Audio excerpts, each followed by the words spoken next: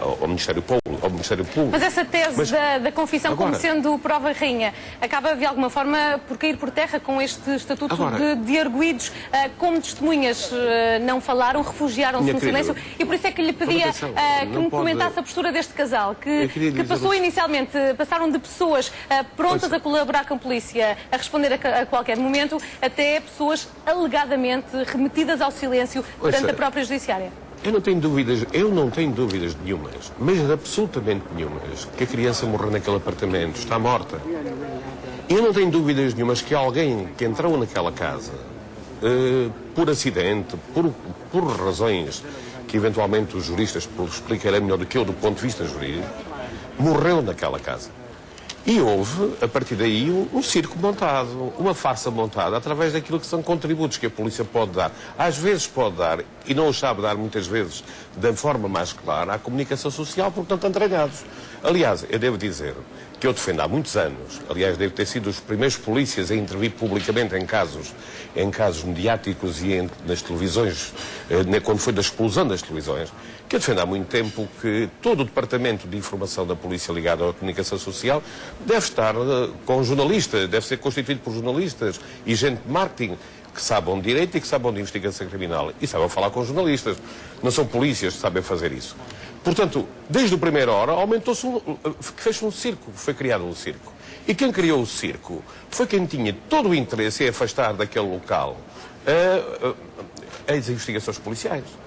Isto não há dúvidas. Desde a primeira hora, e já escrevi várias vezes sobre isto, não há polícia nenhum, e devo dizer que conheço todos aqueles polícias, são homens muito batidos, muito experientes, de um rigor muito grande, a começar pelo diretor de Faro, o Guilhermino, que é um amigo de há velho tempo, e com a qual devo dizer que não falo há muito tempo. Tudo aquilo que lhe estou a dizer não resulta dessa fonte, resulta de os conhecer muito bem e conhecer procedimentos. Eu não tenho dúvidas nenhumas que as primeiras perguntas que a polícia fez foi esta: como é que se põem 7 miúdos a dormir ao mesmo tempo? Às 7 da tarde, num bom sol algarvio. Como é que se põem 7 miúdos? Isto é possível e credível em Inglaterra, onde anoitece mais cedo. Mas isto não é possível em Portugal.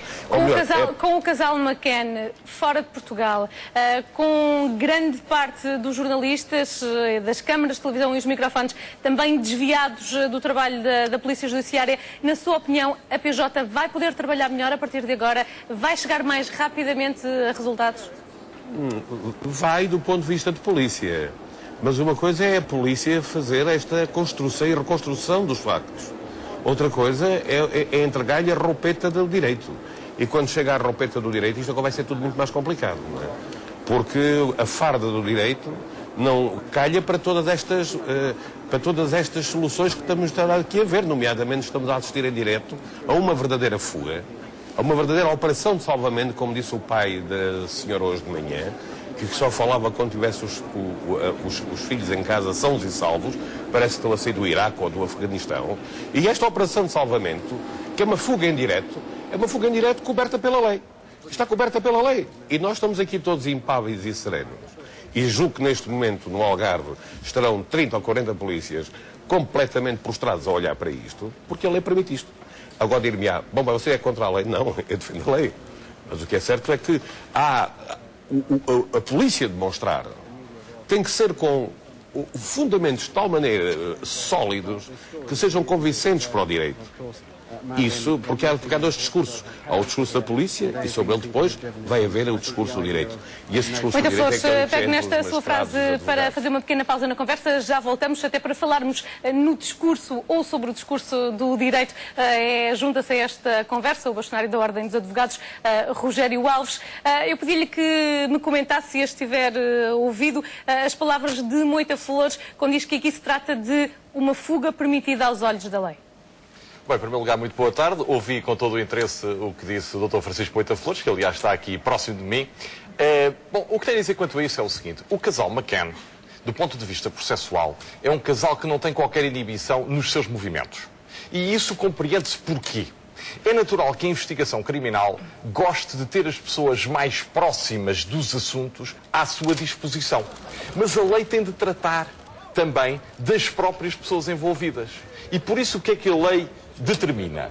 é o nível de anexação, ou de proximidade, ou de disponibilidade que as pessoas, nomeadamente os arguidos, têm de ter relativamente a um processo. Repare, as pessoas têm a sua vida, têm o seu trabalho, têm o seu dia-a-dia, têm de continuar, apesar das circunstâncias funestas, e neste caso foi uma coisa absolutamente horrível que aconteceu, independentemente de nós não sabermos exatamente o que aconteceu. E o que a lei portuguesa determina é o seguinte: em determinados casos, o arguido apenas fica sujeito a termo de identidade e residência.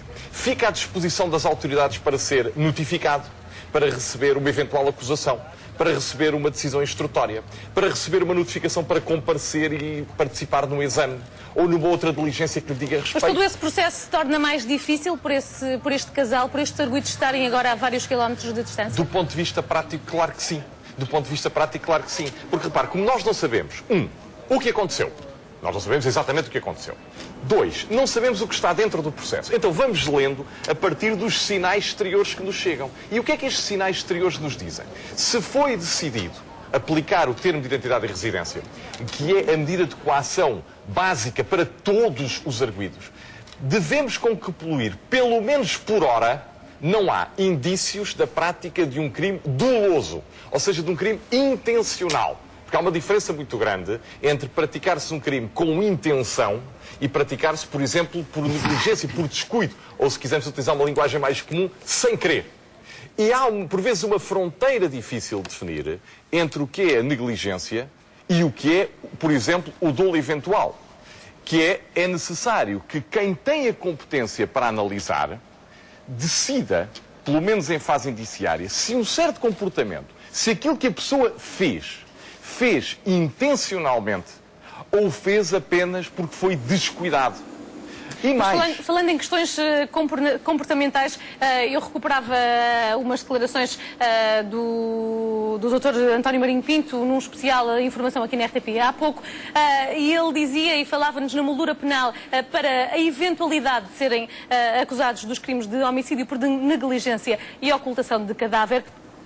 Em termos de comportamento, ele falava numa coisa que poderia ser muito mais gravosa, que é a questão de encenação de uma situação que não aconteceu, ou que não terá acontecido.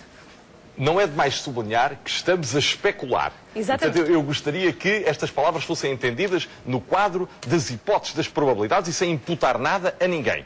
Eu aí já diria o seguinte: nesse cenário, obviamente que já existe dolo, porque ninguém oculta um cadáver sem querer. Ninguém oculta um cadáver sem ter a intenção de o fazer. Quando se fala em dolo ou negligência, repare, se eu, a brincar, empurro alguém que está sentado numa cadeira, ele cai, bate com a cabeça numa pedra e morre, o Ministério Público vai pensar assim: bom, este senhor estava a brincar, nunca lhe passou pela cabeça que por aquele ato que praticou, que foi dar um ligeiro empurrão, brincalhão, à pessoa que está ao seu lado, ele caísse, batesse com a cabeça numa pedra pontiaguda e morresse.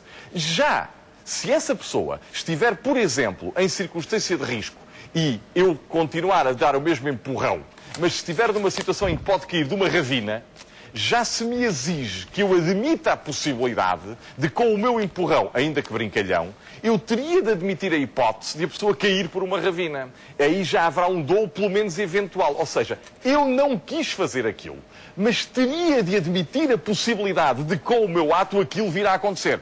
E, portanto, é nestas fronteiras, a tal farpela do direito, que dizia aqui o meu querido amigo, Dr. Moita Flores, é nestas fronteiras que, por vezes, face aos factos que a polícia vai apurando, e que vai apurando também gradualmente, e vai apurando bem, eu devo dizer que não tenho qualquer sentimento de rivalidade com a polícia inglesa ou com os ingleses, país e povo com quem, aliás, me relaciono bem, mas há muitas coisas que se ouviu da polícia portuguesa são absurdas.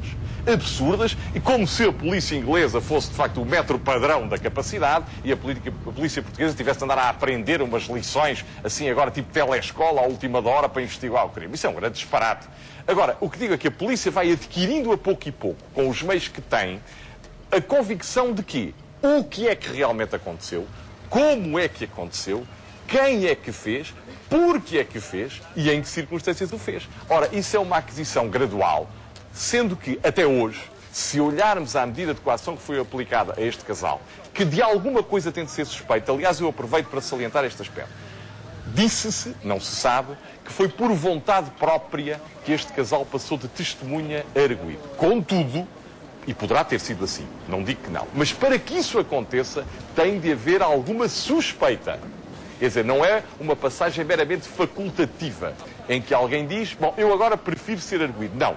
Ele pode passar a arguido se sentir e se existir alguma suspeita relativamente a ele. E agora a investigação vai revelar o que é que aconteceu, como é que aconteceu e qual é o papel das pessoas de facto, em causa. Para já, a única coisa é certa, de facto, para já, essa suspeita. Dr. Rogério Alves, muito obrigada pelos esclarecimentos que nos deu neste jornal.